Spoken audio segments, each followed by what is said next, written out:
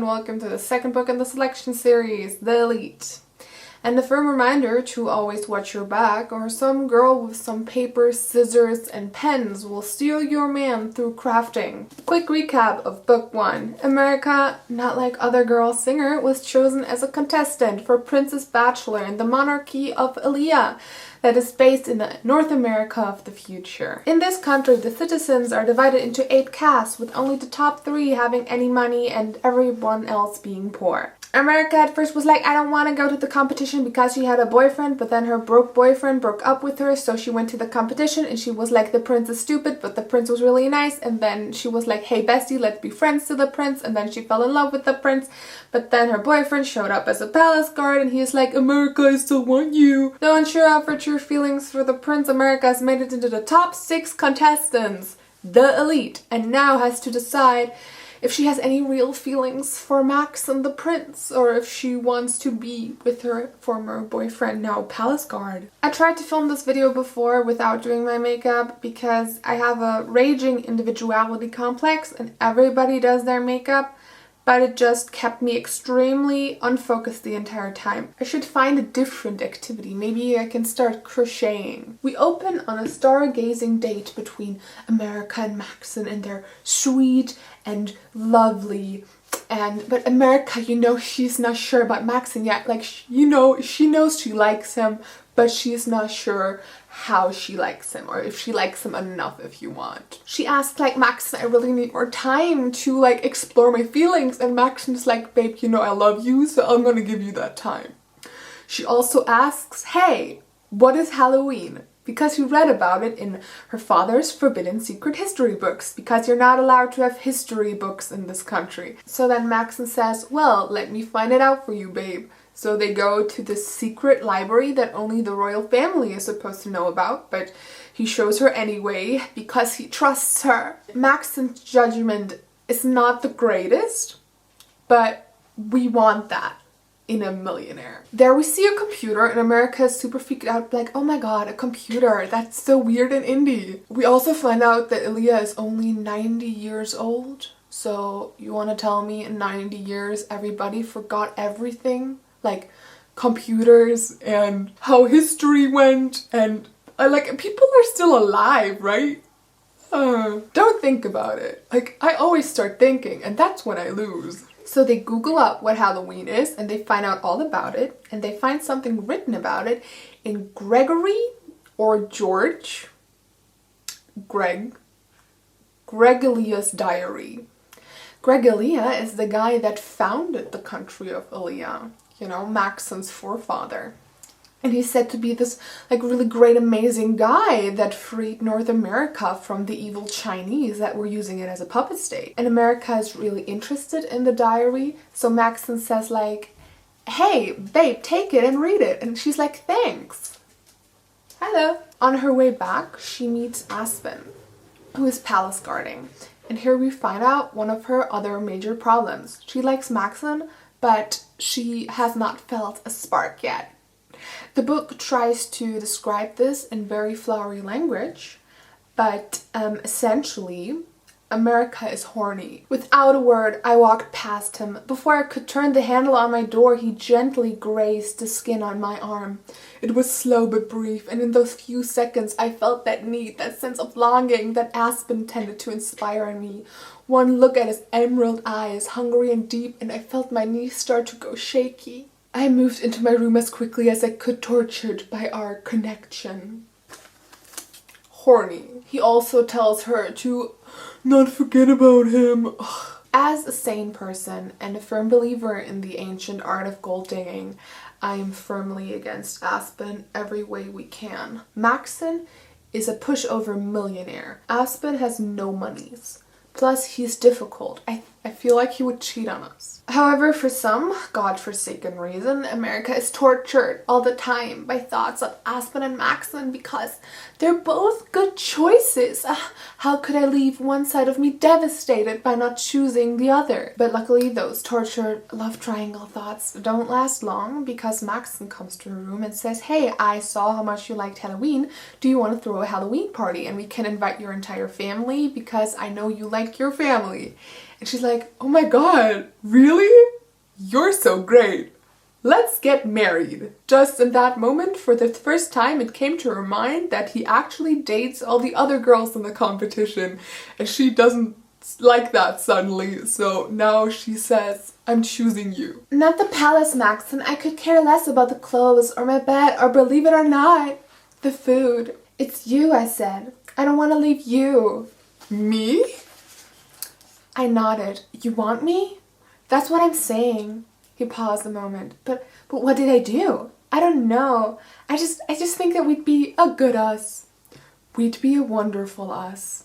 Are you sure? Are you absolutely positive?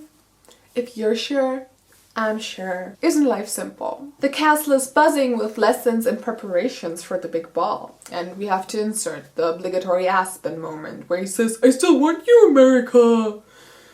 Fan behavior. Of course, she doesn't tell him she basically chose Maxon because, I don't know, better to keep your options open, I guess. If there's no ring on my finger, you ain't going on the gram, so... The families all arrive and America's elated to see her sisters and her father and her mother, and she immediately tells her father about the secret library because you can't tell her secrets, I guess. But she's a bit worried, you know, because the entire week leading up to the ball, Maxim has not talked to her, he has not come to her, but he has been spending all this time with the other girls, the selection, and she's like a bit nervous about it. So the big ball comes. America's dressed like a butterfly. It's all amazing and she's beautiful and everything's great. And it turns out she had nothing to worry about because at the end of the ball, Maxim comes to her and says, I just wanted to give the other girls a fighting chance to see if maybe they could be okay for me, but nobody compares to you.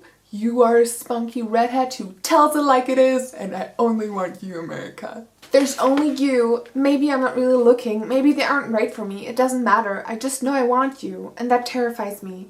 I've been waiting for you to take back the words to beg to leave. Maxim, that's not going to happen. If anything, you're going to realize I'm not good enough.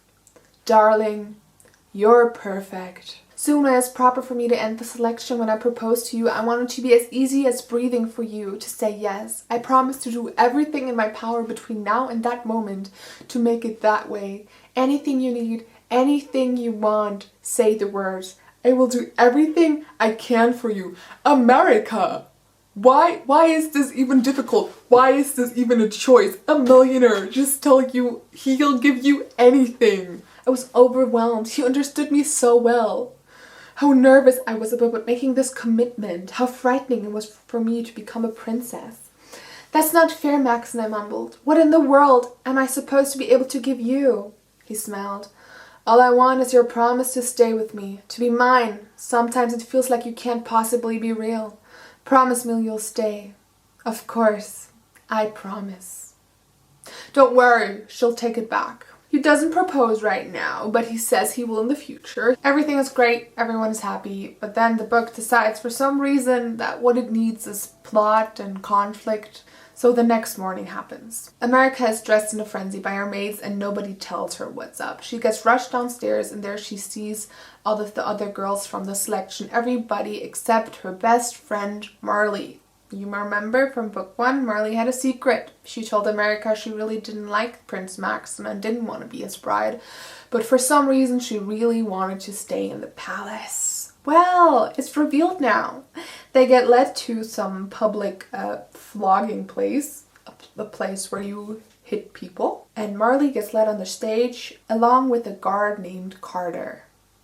Yes, Marley had been having an affair with a palace guard the entire time, and they were caught last night doing the adult tango. In the selection, you're really not supposed to do that because you're seen as property of the prince. Marley and Carter are to be canned or flogged 15 times each as punishment, and they're publicly demoted to 8s, which is the lowest caste. America is completely shocked when she sees this, and she runs up to the podium where the prince is with the king and the queen, and she screams at them, please do something, Maxim, what the fuck is happening to my friend? And then she even tries to rush the stage, and mind you, everything is televised that's happening.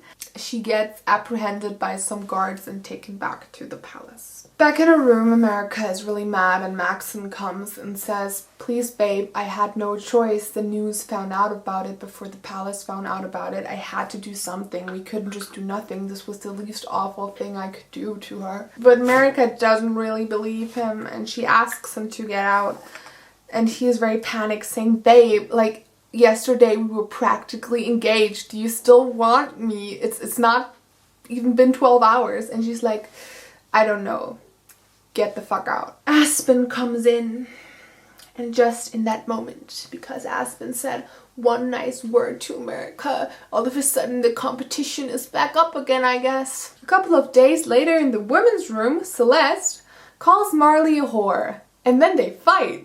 You're not supposed to get into physical fights with the other girls. Like, a girl previously got kicked out for that. So America is like, "You're gonna kick me out to Maxon when he comes?" Because in that moment, Sis is really done with the selection. She doesn't want to be there anymore. And Maxon says, "No, please, America, give me some time.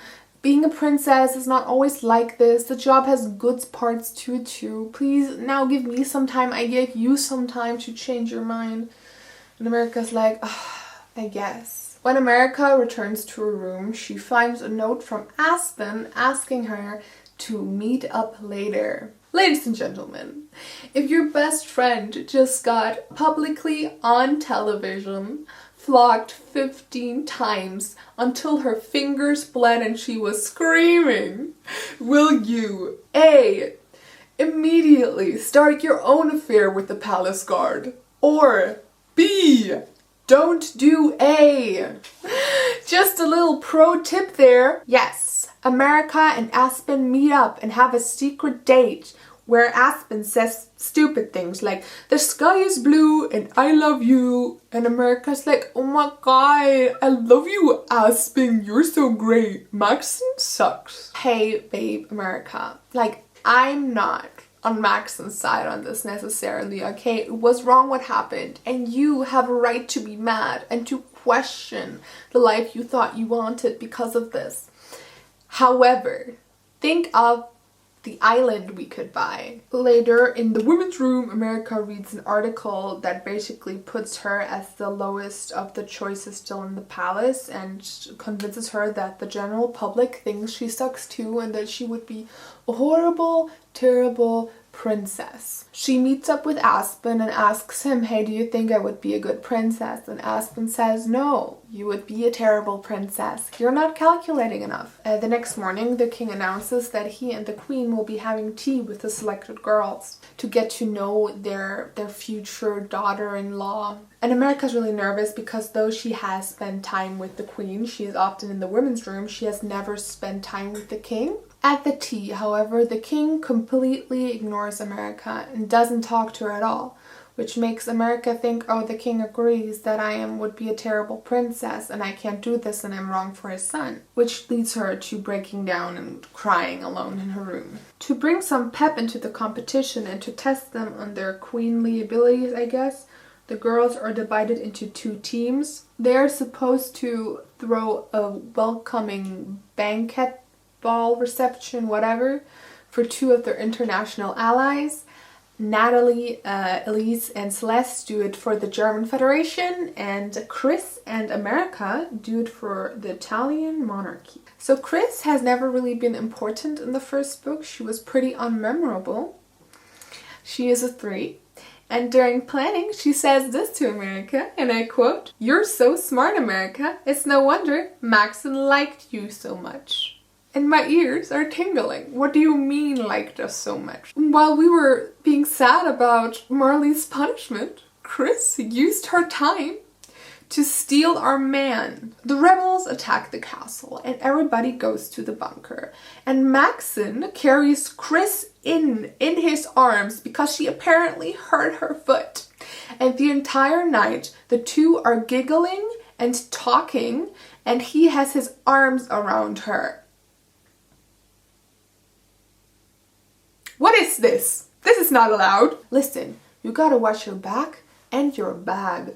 because Chris is up to no good. The next morning, because the castle is destroyed from the rebel attack, everybody decides to work outside. And there we again have to watch Chris hopping up to Maxon, trying to flirt and stuff. Luckily for us, guess what happens? Another rebel attack. What is this castle? The littlest pet shop? Why can't everybody just walk in and attack it all the time? What is the security in this place? Why is it so bad? During the rebel attack, America panics and she runs into a nearby forest, and Maxon tries to go after her, but his father stops him.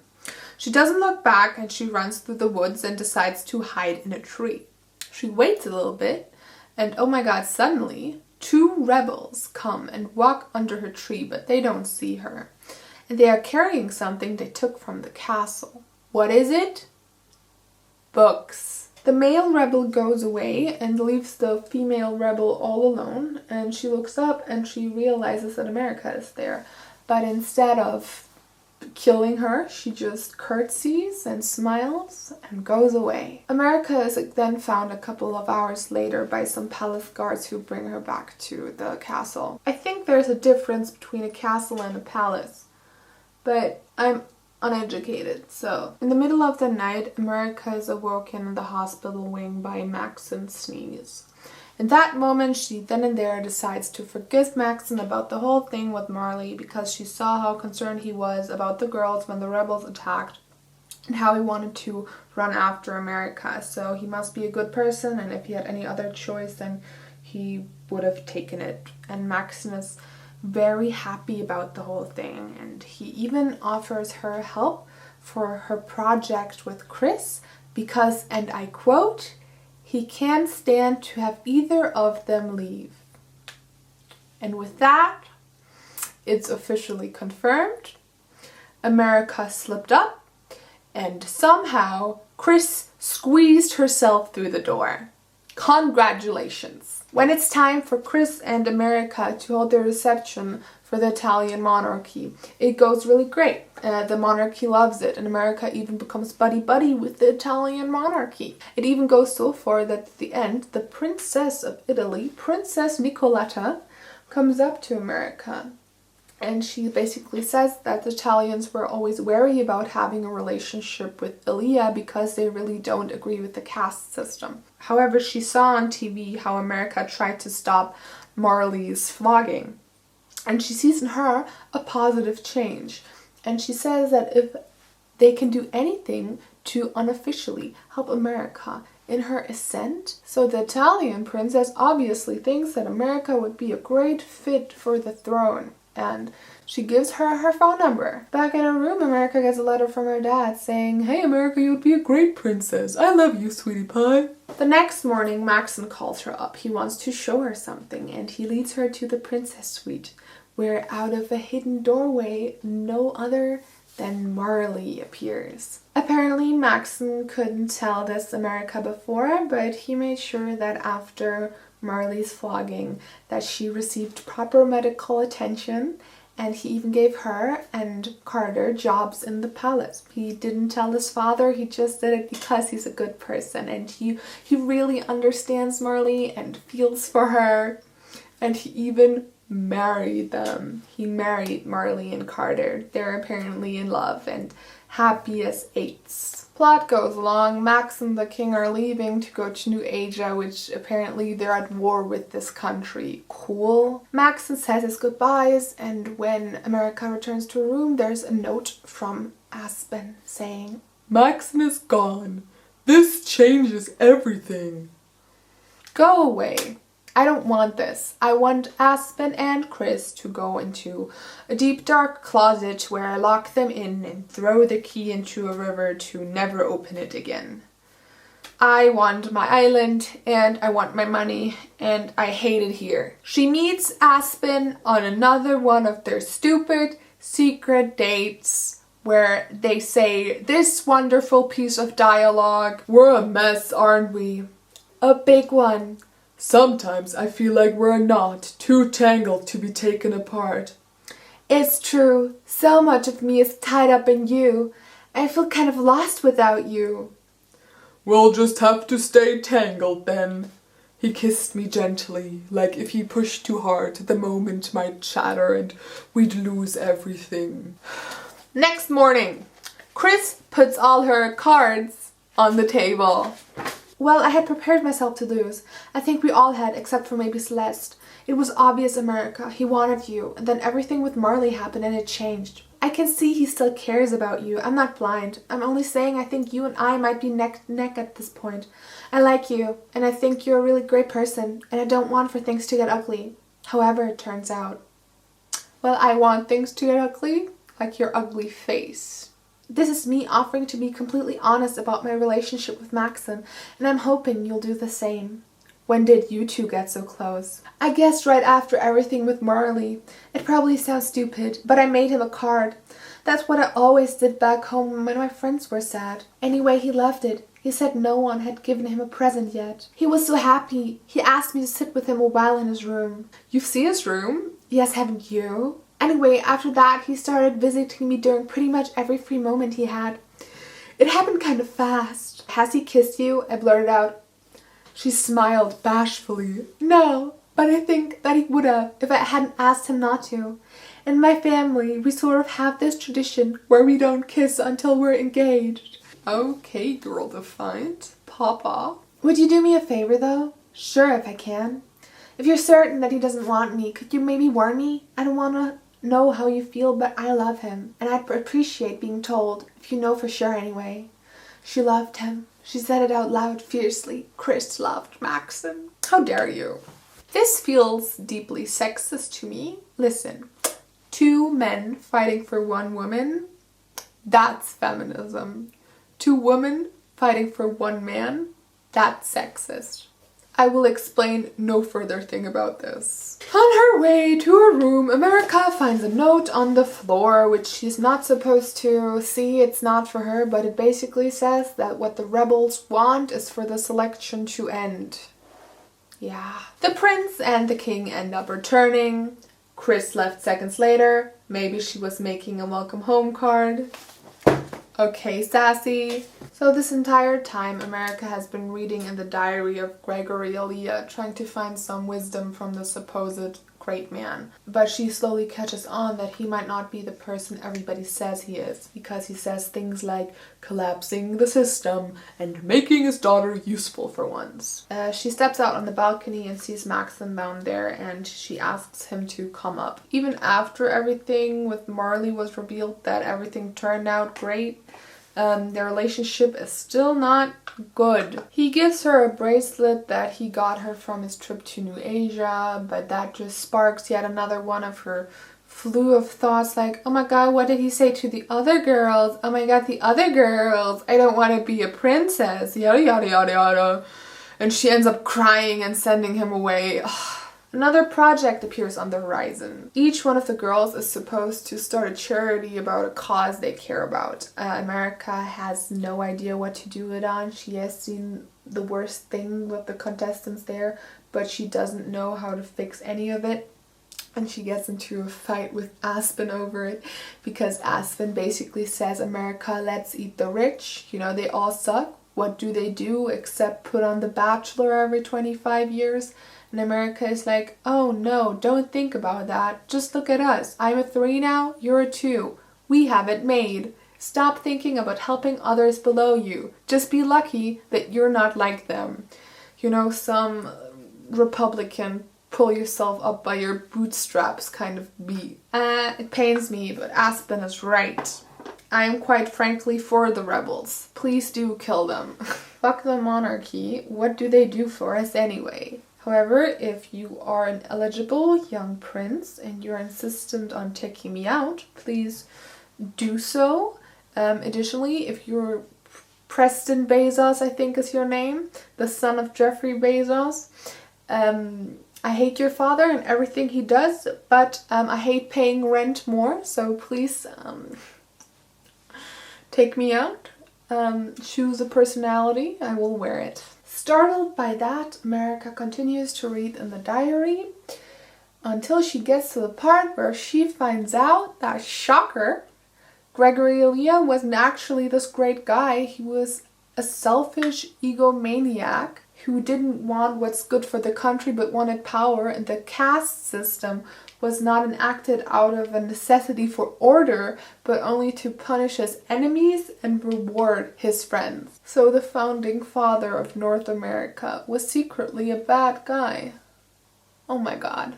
Now we come to a scene that I'd been dreading talking about, because 8 years have passed since I read this book for the first time, and I must say I forgot almost everything except this part. This part is still burned into my mind. America tries to find Maxon because she really needs to know if he knows about all of this, how the entire country is a fraud, basically. The guards try to prevent her from getting on his floor, and she's about to give up when all of a sudden a maid comes and tells her where she can find him. And in fact, Maxon is on her floor. So she goes down there and all around the corner, and she looks for him, and then she sees him, and I am stalling, but I'm just gonna read it to you. I slowed, not wanting to intrude, and not completely sure where the sound was coming from. Another whisper, a flirtatious giggle, a warm sigh. The sound focused, and I was certain where they were coming from. I took one more step forward, looked to my left, and saw a couple embracing in the shadows. After the image settled and my eyes adjusted to the light, a shock went through me. Maxon's blonde hair was unmistakable, even in the darkness. How many times had I seen it just so in the dim lights of the garden? But what I'd never seen before, never imagined before, was how that hair would look with Celeste's long fingernails painted red digging into it. Maxon was all but pinned to the wall by Celeste's body. Her free hand was pressed against his chest and her leg was wrapped around his, the slit of her dress revealing her long leg tinted slightly blue in the dark of the hall.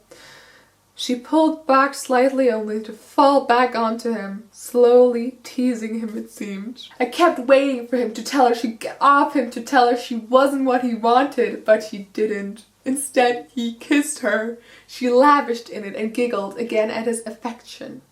He whispered something in her ear, and Celeste leaned in and kissed him deeper, harder than before. The strap of her dress fell off her shoulder, leaving what seemed like miles of exposed skin down her back. Neither of them bothered to fix it. I was frozen. I wanted to scream or cry, but my throat felt constricted. Why of everyone did it have to be her? Celeste's lips slid off Maxon's and settled onto his neck. She gave another obnoxious giggle and kissed him once more. Maxon closed his eyes and smiled, with Celeste no longer blocking me. I was in Maxon's line of sight. I reckon Maxon would be into pegging. So, he sees her, and she runs away, and he follows, and yep. Why her? I asked, looking to the ceiling. Why of anyone on the planet would you want her? Maxon, she's an actress, a fake, a compet lesbian. You have to be able to see that under all that makeup. And the push-up bra is nothing but a girl who wants to manipulate you to get what she wants. What a queen. Maxon huffed out a laugh. Actually, I do. I was taken aback by his calm. Then why? But I already had my answer. He knew, of course he knew. He'd been raised here. Gregory's diaries were probably his bedtime stories. I didn't know why to expect it otherwise. That's it, I said, wiping my hands in front of me. You want a decision, and here it is. I am done with this. I am done with the selection. I am done with all the lies, and I'm especially done with you. God, I can't believe how stupid I was. You're not done, America, he contradicted me quickly, his stance saying as much as his words. You're done when I say you are. You are upset right now, but you aren't done. I gripped my hair, feeling like I was seconds away from pulling it all out by the roots. What is wrong with you? Are you delusional? What makes you think that I will ever be okay with what I just saw? I hate that girl, and you were kissing her. I want nothing to do with you. Good God, woman, you never let me get a word in edgewise. What could you possibly say that could explain that away? Just send me home. I don't want to be here anymore. No! Maxon Shreve, you are nothing but a child who has his hands on a toy that he doesn't want, but can't stand for someone else to have. Quietly, Maxon spoke. I understand that you're angry, but I am beyond angry, I shoved him. Maxim remained calm. America, do not call me a child and do not push me. Do not push me. I shoved him again. What are you going to do about it? Maxim grabbed my wrists, pinning my arms behind my back, and I saw the anger in his eyes. I was glad it was there. I wanted to provoke me. I wanted a reason to hurt him. I could tear him to bits right now. But there was no rage in him. Instead, I felt the warm buzz of electricity that had been missing for a long time. Maxim's face was inches from mine, his eyes searching my own, perhaps wondering how he'd be received, perhaps not caring at all. Though it was all wrong, I still wanted it. My lips parted before I realized what was happening. And then they smash! No, they don't. But they should have. No, she just tells him to leave. She is done with the selection, and all of a sudden she has found what she wants to talk about during her presentation. Maxen, when did you become sexy? Oh my god. Ugh. Why do I like this? Ugh. She works on her presentation diligently, and when the day comes to present it in front of a live audience on TV and the king and the queen, she goes last, and she presents to immediately end the caste system. And the king is fuming. And when he tries to question her, she pulls out Gregory Elias' diaries on live TV, and the king cuts the broadcast. He is so mad, and he screams at America, but mostly he screams at Maxon, and he's calling him stupid, and how could you have this girl here? And he basically says, America singer, you're out of the selection, leave immediately. Maxon tries to protest this, but the king just orders him to come to his room later, or should I take her? Being very ambiguous. Maxon caves, and yeah, leaves. So America is now officially out of the selection, ordered by the king himself. America leaves feeling really bad for what she did. And my girl, my homie, what did you think would happen? Like, what did you think would happen when you told the most powerful man in the country that his government was stupid? Confused, America heads to the garden trying to get some smarter thoughts, I guess. And on the way, she meets Maxon, who is coming out of the medical room with a little medical bag in his hand, walking very strangely. They try to talk and America tries to apologize, but it just seems unrepairable at this point. But don't worry. Our favorite plot device kicks in. Whenever it seems like it's going terrible with America and Maxon, a rebel attack happens. And so does this time. The rebels attack. And because they're too far away from the royal bunker, Maxon and America get shoved into a servant bunker. Just the two of them alone. There, Maxon reveals that he is in incredible pain. And he asks America to help him. Because, yes, his dad, the king, beats his son on the regular, and his back is full of scars and blood. America does the little doctor thing on him, and then they finally sit down together and have the talk, trying to explain everything before America leaves. So he thought everything was daisies. He was already planning his proposal to America when she then pushed him away after Merle's punishment. He panicked, and Chris came to him all humble and wanting him to be happy, and he realized that he might have overlooked her because he was only ever focused on America. He does not say he loves Chris outright, but it is implied, and that she is dependable and devoted and offers him a certainty that he never really had. His father had a hand in the selection the entire time. All the girls are handpicked. He will lord over Maxon as long as he lives, even though the king is supposed to give Maxon power when he turns 25. He knows of Celeste and her manipulation, and that what she wants is the crown, not him. He says she is using him, so he does not feel bad about using her. I wouldn't be surprised if she'd been encouraged to throw herself at me. I can respect Chris's boundaries, and I'd much prefer to be in your arms, but you've barely spoken to me. And he is but an 18-year-old horny boy. He says he would pick Celeste over Natalie and Elise, but never over Chris. America says that Chris will be a good princess and that she herself would just ruin it. And Maxon agrees, partially, but also says that maybe what the country needs is ruining. He then asks America if she ever loved him. I also know that I never knew how to feel about you dating other people or being a prince. Even with everything you told me tonight, I think there are pieces of yourself that you will always guard. But with all that, I nodded. I couldn't say the words aloud. If I did, how would I be able to leave? Thank you, he whispered. At least I can know for certain that for one brief moment of our time together, you and I felt the same thing. That's a good line. Most of the lines are cheesy, but that's a good one. I was so foolish, I said, crying. One look at your back says you do damn near anything for me, and I threw it away. I just threw it away. He opened his arms and I fell into them. Maxon held me silently, running his hands through my hair. I wish I could erase everything else and hold on to this moment, this brief second when he and I knew how much we meant to each other. Please don't cry, darling. I'd spare your tears for the rest of your life if I could. He chuckled. I looked up at his face, unsure of how many more of his smiles I'd have.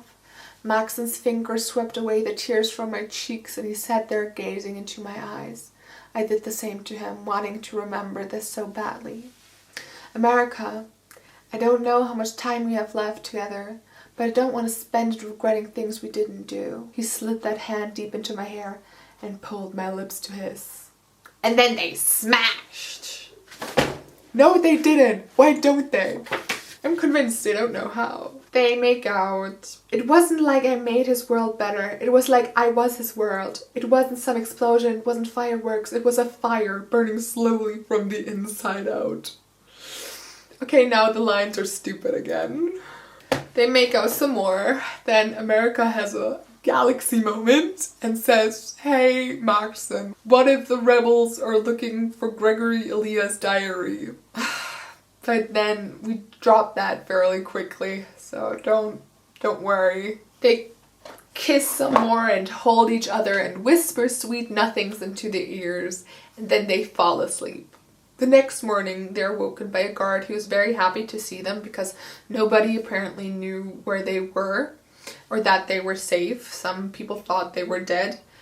And the two of them say their last goodbyes to each other, and America leaves to a room to pack because now it is her time to leave the palace. In her room, Aspen comes in and says, I will write to you every day and we will marry when I get home. And America says, no, my heart is broken. I can't, I don't want to be in a relationship with you, and you should also see if there are better things out there than me. Please give me some time to heal. And then he tries to kiss her, but she doesn't kiss him back. Last chapter. As America is about to leave the castle with the door grip in her hand, all of a sudden Maxon rushes around the corner and says, good news, America, you can stay. Because he told his father that America saved his life last night, and without her, the royal bloodline would have ended. And his father is so grateful that he allowed for America to stay a bit longer. America is also super happy, but then Maxon says, but know that though you stay, I don't trust you anymore. I will continue to see Chris just in case we don't happen. Then Chris comes around the corner and is like, America, are you leaving? And America's like, no. And then Chris is like, oh, good, I guess. Maxon, are we seeing each other later for dinner? Yes, babe. Okay, toodles, I was Chris. And then she strolls away. What essentially this boils down to is, hey, America, you better be really nice to me, or there's this girl named Chris. Everybody already thinks she's better for me. So whip a titty out every now and then. I get a little carried away. He did not say that, but it felt like that to me. As America goes up the stairs, she meets the king. And I'm tired, so what that boils down to is, hey, America, I think you're ugly and stupid and I don't like you. And my son has terrible taste in women. And you better behave or there are going to be consequences. I am evil and the king. She goes to her room, explains that she is back to her mates who are elated, and they begin to hatch a plan to win Maxon and the throne. The games have begun. The end. So when I try to do these videos, I write down some notes on things that came to my mind or criticism. And these are the hot takes that I had apparently at around 1 a.m. yesterday. Why make Maxon have personality? Question mark. No! Exclamation mark. Money! Exclamation mark. More smut! Exclamation point. I mean, like, yeah. I also rated it 3.8 out of 5. Yeah. I really want to have an enlightened thought here. My summary, my analysis of the whole thing. Is it good? Is it amazing? Is it terrible? Is it good? No. Do I like it? No. Do I love it? Kinda. America stopped being such a huge not like other girls girl. So I think that is good. I think what Miss Cass tried to do was give Maxon a personality here, but I think he shouldn't have one. I think Maxon should be exactly what he is. I hope your day will be full of youth and energy. Lock your doors, because apparently the castle doesn't do that. Because you're mother on the head every once in a while, and if you are the oldest son of Jeffrey Bezos, you can pick me up at 8. I really do hate myself. Like, God. Okay, this is too much. Goodbye now. Have a good day. Bye.